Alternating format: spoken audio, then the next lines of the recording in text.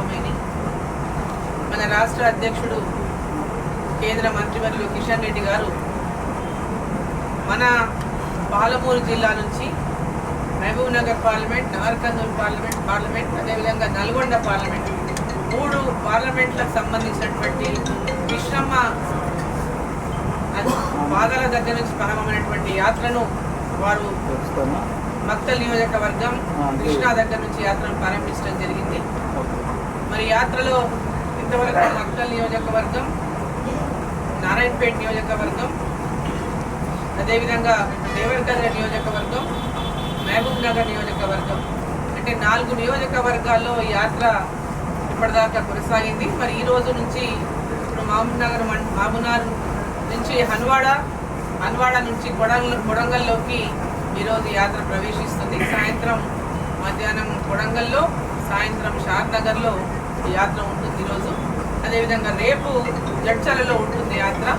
రేపు జడ్చలతో ఈ పార్లమెంటులో జరిగేటటువంటి యాత్ర కంప్లీట్ అవుతుంది. నెక్స్ట్ రేపు సాయంత్రం నాగర్ కర్నూల్లో ఈ విజయ సంకల్ప యాత్ర అడుగు పెడుతుందని చెప్పి మీకు సందర్భంగా తెలియజేస్తా ఉన్నా. మరి యాత్ర ఈ 4 నియోజకవర్గాల్లో కూడా పెద్ద ఎత్తున ప్రజలు, విద్యావంతులు, యువకులు, మహిళలు పెద్ద ఎత్తున యాత్రలో పాల్పంచుకున్నారు. పెద్ద ఎత్తున యాత్రకు వారు స్వాగతం పలికిండ్రు. ఈ యాత్ర విజయవంతంగా ఈ యాత్ర కొనసాగుతూ ఉంది. ముఖ్యంగా నరేంద్ర మోదీ గారి యొక్క 10 సంవత్సరాల పాలన పైన, 10 సంవత్సరాల్లో నరేంద్ర మోదీ గారు చేపట్టినటువంటి అనేక అభివృద్ధి కార్యక్రమాలే కానీ, సంక్షేమ కార్యక్రమాలే కానీ వాటిపైన ప్రజలకు తెలియజేస్తూ ఈ యాత్ర కొనసాగుతూ ఉంది. నరేంద్ర మోదీ గారు 10 సంవత్సరాల్లో ఏ విధంగా ఈ దేశంలో ఒక మార్పును తీసుకొచ్చినారు, ఒక నయా భారత్ని చూడాలనేటటువంటి ఒక ఆలోచనని ఏ విధంగా ప్రజల లోపల రేకెత్తిస్తున్నారు. ఈ 10 సంవత్సరాల పాలన ఒక ఎత్తు అయితే ప్రజల లోపల విశ్వాసాన్ని, నమ్మకాన్ని ఈరోజు నరేంద్ర మోదీ గారు మళ్ళీ ప్రధానమంత్రి కావాలని చెప్పి ప్రజల లోపల నమ్మకాన్ని నింపితే, విశ్వాసాన్ని నింపితే ఈ దేశ భద్రత కోసం కానీ, ఈ దేశం యొక్క ఆర్థిక వ్యవస్థ చిన్న భిన్నం కాకుండా ఈ ఆర్థిక వ్యవస్థలను నిలువరింపి భారతదేశాన్ని అభివృద్ధి పదంలో నడిపిస్తున్నటువంటి నరేంద్ర మోదీ గారు మళ్ళీ ఈ దేశానికి ప్రధానమంత్రి కావాలి.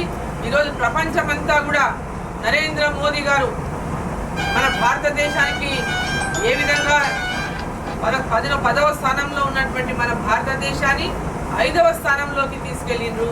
అదేవిధంగా రాబోయేటటువంటి 5 సంవత్సరాల్లో 3వ స్థానంలో భారతదేశాన్ని నిలిపే విధంగా ఈరోజు వాళ్ళు ఏ విధంగా కార్యక్రమాలు తీసుకొని ముందుకు పోతున్నటువంటి అంశం పైన ప్రజల లోపల వివరిస్తూ మరి యొక్క యాత్ర కొనసాగుతూ ఉంది.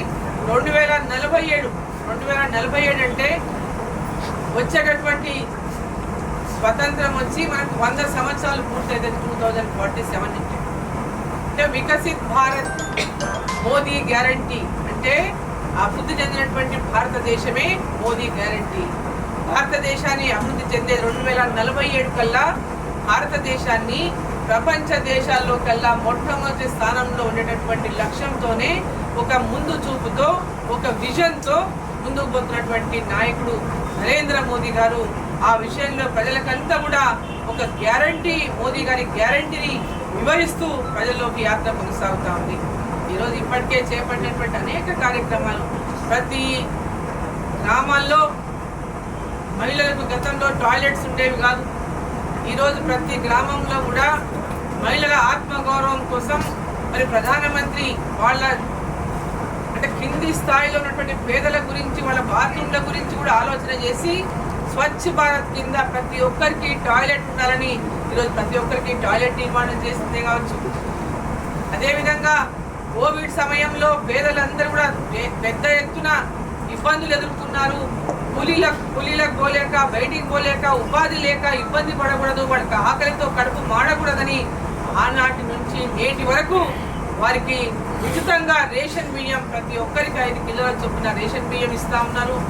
మళ్ళీ వచ్చే 5 సంవత్సరాలకు కూడా ఈ రేషన్ని ఉచితంగా అందిస్తామని చెప్పి ప్రధానమంత్రి గారు ప్రకటించడం జరిగింది.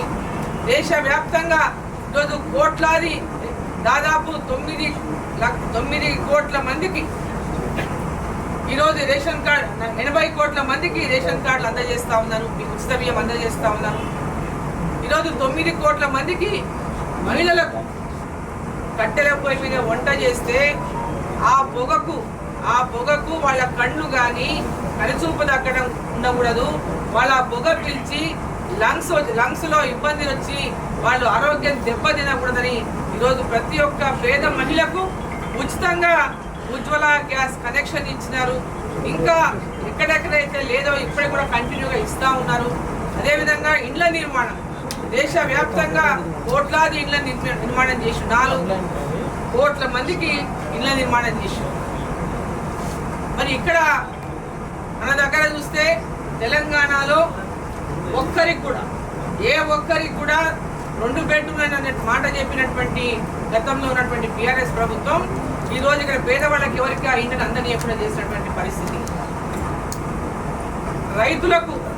రైతుల విషయానికి వస్తే రైతులకు కిసాన్ సమ్మాన్ నిధి కింద ప్రతి ఒక్క రైతుకు 2,000 చొప్పున 4 నెలలకు 2,000 చొప్పున సంవత్సరానికి 3 విడతలుగా 6,000 రూపాయలు వాళ్ళ అకౌంట్లో డైరెక్ట్ బెనిఫిట్ ట్రాన్స్ఫర్ అయినటువంటి విధంగా డైరెక్ట్గా రైతులకు మధ్యవర్తులు లేకుండా వాళ్ళ అకౌంట్లోకి వేస్తూ ఉన్నారు.